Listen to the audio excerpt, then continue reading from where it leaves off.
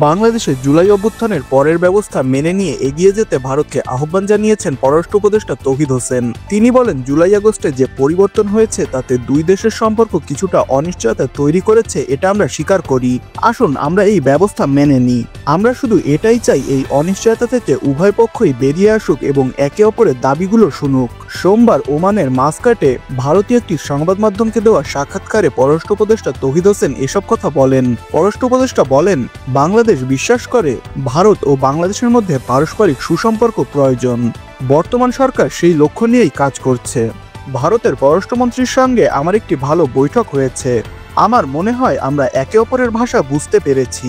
পারস্পরিক সম্পর্ক উন্নয়নে পরবর্তী পদক্ষেপ নিয়ে আমরা আলোচনা করেছি।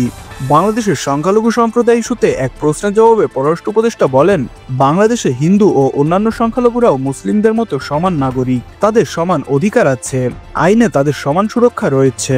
সুতরাং আমরা আমাদের সংখ্যালঘুদের দেখভাল করব যেভাবে ভারতকে তার সংখ্যালঘুদের দেখভাল করতে হয়। সীমান্ত ইস্যুতে উপদেষ্টা বলেন, সীমান্তের প্রধান সমস্যা হলো বিএসএফ বেসামরিক মানুষকে গুলি করে হত্যা করে, যেটা পৃথিবীর আর কোথাও ঘটে না। আমরা দুই বন্ধু দেশ, এক্ষেত্রে ইস্যু আছে, সীমান্তে অপরাধের বিষয় আছে। হ্যাঁ, পৃথিবীর সব সীমান্তে অপরাধ হয়, কিন্তু তার মানে এই না যে তারা মানুষ মারার জন্য গুলি করে।